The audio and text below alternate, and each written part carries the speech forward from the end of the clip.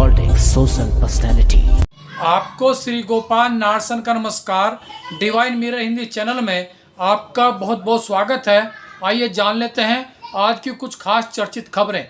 NDA की प्रत्याशी Draupadi Murmu 2/3 vote पाकर देश के अगले राष्ट्रपति के रूप में चुनी गई है। भाजपा अध्यक्ष जेपी नड्डा ने सबसे पहले द्रौपदी मुर्मू के घर पहुंचकर उन्हें जीत के लिए बधाई दी है। द्रौपदी मुर्मू को 4,83,299 वोट मूल्य मिला है, जबकि उनके प्रतिद्वंदी यशवंत सिन्हा को 1,89,876 वोट मूल्य ही मिल पाया है। दिल्ली के मुख्यमंत्री अरविंद केजरीवाल को सिंगापुर में हो रहे मेयर्स सम्मेलन में जाने की इजाज़त नहीं मिली है।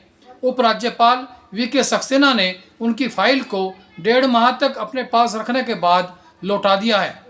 कांग्रेस अध्यक्ष सोनिया गांधी से प्रवर्तन निदेशालय में आज हुई पूछताछ के विरोध में देश भर में कांग्रेसियों ने प्रवर्तन कार्यालयों के सामने विरोध प्रदर्शन कर पूछताछ का विरोध किया है। देहरादून में कांग्रेस के प्रदेश अध्यक्ष करण माहरा और नेता प्रतिपक्ष यशपाल आर्य व पूर्व सीएम हरीश रावत की पत्नी रेणुका रावत ने कांग्रेस कार्यकर्ताओं के साथ जोरदार प्रदर्शन किया और जांच एजेंसियों के दुरुपयोग का आरोप लगाया। ऋषिकेश चिल्ला मार्ग पर उत्तराखंड रोडवेज की बस एक कार को बचाने के चक्कर में पलट गई, जिस कारण बस में सवार 24 यात्री घायल हो गए। बस में 33 यात्री सवार थे जो महाराष्ट्र से केदारनाथ धाम के दर्शन के लिए आए थे और वापस हरिद्वार के लिए लौट रहे थे। रुड़की के लोगों के लिए गणेशपुर व गंगा ब्रिज की ही खोले जाने से इन पुलों पर जाम की समस्या बनी हुई है। गंगा ब्रिज पर तो पूरे दिन जाम लगा रहा। कावड़ के कारण लोगों को गंगनहर पार कर जाने और आने में भारी परेशानी हो रही है, जबकि राष्ट्रीय राजमार्ग पर कावड़ियों को अगर जाने की सुविधा मिल जाए तो पटरी मार्ग पर रुड़की के लोगों को आने जाने में सुविधा प्राप्त हो सकती है, लेकिन इस ओर प्रशासन ने ध्यान नहीं दिया। भारत में भी वैश्विक आर्थिक मंदी का खतरा मंडरा रहा है। भारत में महंगाई दर लगातार बढ़ने से गरीबी की रेखा से नीचे जीवन यापन करने वालों की संख्या में बेतहाशा वृद्धि हो सकती है, जो 41 सालों में सबसे बुरा दौर कहा जा सकता है।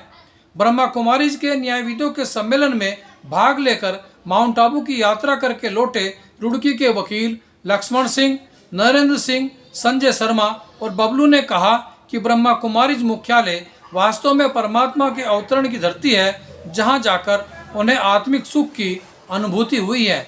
5 दिन के प्रवास में इन वकीलों ने अपने आप को असीम शांति का द्योतक पाया और कहा कि माउंट आबू प्रवास के दौरान उन्हें कोई तनाव नहीं रहा और उन्हें अजीब सुख की प्राप्ति हुई, जो वहाँ के रूहानियत वातावरण का एक बड़ा प्रमाण है। इसी पर देखिए इन वकीलों के अनुभव जो उन्होंने डिवाइन मिरर हिंदी चैनल के साथ साझा किए। भाई एडवोकेट ब्रह्मा कुमारी संस्थान से जुड़े हैं और नियमित रूप से राजयोग का अभ्यास करते हैं, क्लास अटेंड करते हैं और इस बार में न्यायविदों के सम्मेलन में गाइड बनकर गए थे और कुछ वकीलों को अपने साथ न्यायविदों के सम्मेलन में ले गए थे। लक्ष्मण सिंह जी, आपने क्या अनुभव किया और ये जो सम्मेलन रहा ये कितना सार्थक रहा और आपने वहाँ पर जाकर के क्या सीखा? देखो, मैं इसके पहले भी जुड़ा हूँ, पहले भी जूरिस्डिक्शन में गया हूँ। मैं अपने साथ अपने 4 भाई एडवोकेट को ले गया था, उन्हें हर क्लास कराई, उन्हें परमात्मा का ज्ञान करा और मेरी वहाँ जाने से काफ़ी संतुष्ट हुए और मैं तो पहले से संतुष्ट हूँ। मुझे तो बाबा ज्ञान से जुड़ा हूँ मैं तो वहाँ पर जैसे आप गए थे इनको लेकर के, तो इनको आपने वहाँ का चूँकि पर्यटन स्थल भी है माउंट आबू, तो क्या क्या वहाँ पर देखा और क्या अनुभूति हुई? हाँ, हमने सभी भाइयों को ज्ञान सरोवर दिखलाया, पांडव भवन दिखलाया, नकी लेक झील दिखलाई और दिलवाड़ा मंदिर में घुमाया और पीस पार्क में इन्हें घुमाया, जहाँ इनका बहुत ही काफ़ी मन लगा। बहुत ही अच्छा कहा कि पीस पार्क को देखकर उन्होंने बहुत ही सराहा और सब चीज़ देखकर इनकी बड़ी संतुष्टि हुई। तो क्या आपको लगता है कि न्यायालय में भी अध्यात्म होना चाहिए? हाँ, बहुत काफ़ी जो हमारे वहाँ जूरिस्डिक्शन में जजेज लोग आए थे, उन्होंने माना इस बात को कि ईश्वर की अनुकंपा से हम न्याय करने में काफ़ी सार्थक रहते हैं। धन्यवाद। ओम शांति। माउंट आबू में हुए न्यायविदों के सम्मेलन से भाग लेकर लौटे आज संजय शर्मा एडवोकेट हमारे साथ हैं। उनसे हम अनुभव साझा करेंगे कि उन्होंने न्यायविदों के सम्मेलन में क्या पाया और क्या सीखा, क्या वास्तव में राजयोग जीवन के लिए उपयोगी है, बताएंगे। संजय शर्मा जी, आप माउंट आबू में रहे हैं, 5 दिन आपने शिविर अटेंड किया है और न्यायविदों का सम्मेलन था, आप खुद में एडवोकेट हैं, तो आपने वहाँ पर क्या अनुभव सीखा, क्या अध्यात्म के रास्ते हम न्याय प्राप्त कर सकते हैं? पहले तो सबसे पहले आपका बहुत बहुत धन्यवाद कि आपने मुझे इंटरव्यू के लिए चुना। मैं वहाँ पर 16 तारीख से लेकर जो 20 तारीख तक का जो जुरिस विंग का जो वहाँ हमारा वो चला, राजयोग का जो अधिवेशन चला, उसमें सबसे पहले जो महत्वपूर्ण बात है कि हम अपने मन को शांत करके हम किसी के प्रति न्याय दिलवा सकते हैं। जब तक हमारे मन में शांति नहीं होगी, जब तक हम उसको बात को नहीं समझ पाएंगे, जब तक हम किसी को न्याय नहीं दिलवा सकते। और न्याय के लिए राजयोग का होना बहुत ज़रूरी है। तो क्या वहाँ पर जो न्यायाधीश आए थे उन लोगों ने भी ये माना है कि न्याय देने में और न्याय प्रदान करने में जो प्रक्रिया है उसमें अध्यात्म का समावेश होना जरूरी है? यस, उन्होंने बहुत महत्वपूर्ण बात ये उस पर कही कि अध्यात्म का न्याय देने में और दिलवाने में दोनों में महत्वपूर्ण स्थान है।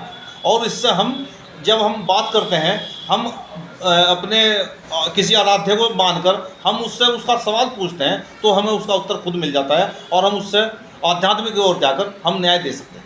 प्रजापिता ब्रह्मा कुमारी ईश्वर विश्वविद्यालय में आप गए थे, वहाँ का वातावरण कैसा लगा, वहाँ का रहन सहन कैसा लगा, और क्या आपको लगता है कि वो परमात्मा का वास्तविक घर? बिल्कुल है, वो वहाँ शिव बाबा का वास्तविक घर है। और वहाँ जैसे ही हमने कदम रखा उसमें उस 16 तारीख में ऐसे ही हमें इतनी शांति प्राप्त हुई जैसे कि हमारे ऊपर कोई बोझ ही नहीं है। और हमने वहाँ पर बहुत अच्छा अनुभव किया। और उनका वहाँ पर जो काम करने का तरीका और वहाँ की जो सारी व्यवस्थाएं थी वो मैंने अपने जीवन में पहली बार देखी। इतना सुंदर वातावरण, इतनी अच्छी व्यवस्थाएं मैंने कभी नहीं देखी। धन्यवाद आपका। तो के इस सम्मेलन में हमारे अधिवक्ता साथी नरेंद्र सिंह भी गए थे। नरेंद्र सिंह जी, आपका बहुत बहुत स्वागत है डिवाइन मेहंदी चैनल में। और मैं पूछना चाहूँगा कि जो मुख्यालय ब्रह्मा कुमारी के आप गए थे माउंट आबू में, वहाँ पर न्यायविदों के सम्मेलन में आपने भाग लिया, तो कैसा महसूस हुआ आपको? तो सबसे बड़ी बात ये है कि वहाँ पे जाके हमने एक पॉजिटिव एनर्जी को महसूस किया जी, जिससे दिमाग में एक शांति का अनुभव हुआ, जिससे हम न्याय करने में और वादकारियों को न्याय दिलाने में एक आध्यात्मिक शक्ति हमारी मदद करती है, जिससे हम देख सकते हैं कि न्याय सही तरीके से वादकारी को मिला या नहीं। तो आपको वहाँ का वातावरण कैसा लगा? प्रजापिता ब्रह्मा कुमारी विश्वविद्यालय में आप गए थे, तो वहाँ पर आप चूँकि शांति होना भी रहे, आपने ज्ञान सरोवर में भी गए, पांडु भवन में भी गए, तो किस तरह का आपको अनुभूति हुई?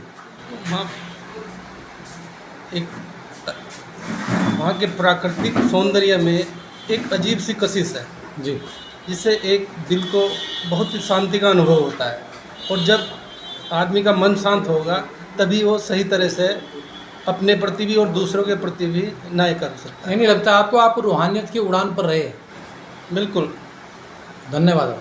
की बात सुन के हमारे उपाध्यक्ष रहे बबलू जी भी वहाँ पर गए थे न्यायविदों के सम्मेलन में। बबलू जी, आपको कैसा महसूस हुआ मुख्यालय माउंट आबू जा कर के और माउंट आबू की वादियों में रह कर के, और माउंट आबू जो न्यायविदों का सम्मेलन हुआ है उसमें आपको क्या अनुभूति हुई? सर, जब वहाँ पर गए तो मुझे हम मोहिनी एक जगह है वहाँ की, ब्रह्म कुमारी जी की है, तो वहाँ गए, मुझे बहुत ही अच्छा लगा। एक शांति वाला वातावरण रहा वहाँ पे। और वहाँ का जो व्यवहार, जो वहाँ पर काफ़ी लोग थे, जो वहाँ के जो कर्मचारी थे, जो भी थे, उनसे सब बहुत स्नेह मिला मुझको और बहुत अच्छा लगा। दूसरे फिर हम लोग वहाँ माउंट आबू गए थे, वहाँ पर तो मुझे एहसास हुआ जैसे कि हम पिक्चरों में देखते हैं कि भाई ये स्वर्ग, इस तरह का मुझे वहाँ स्वर्ग जैसी अनुभूति मुझको वहाँ पर हुई। जब हम वहाँ ज्ञान सरोवर गए, वहाँ भी बहुत ही अच्छा, मुझे बहुत अच्छा लगा। और जो हमारा कॉन्फ्रेंस हुई, जिसमें जज लोग थे, तो वहाँ पर मैंने महसूस किया कि लोगों ने जो हमारे जज जो थे, उन्होंने भी कुछ अपनी ऐसी बातें बताई जो मतलब वास्तव में ऐसा होता है कभी कभी कि वो कुछ इस तरह के निर्णय दे देते हैं और फिर उनको महसूस होता है कि हाँ भाई ये चीज़ मतलब गलत हुई है किसी गलत फहमी के कारण।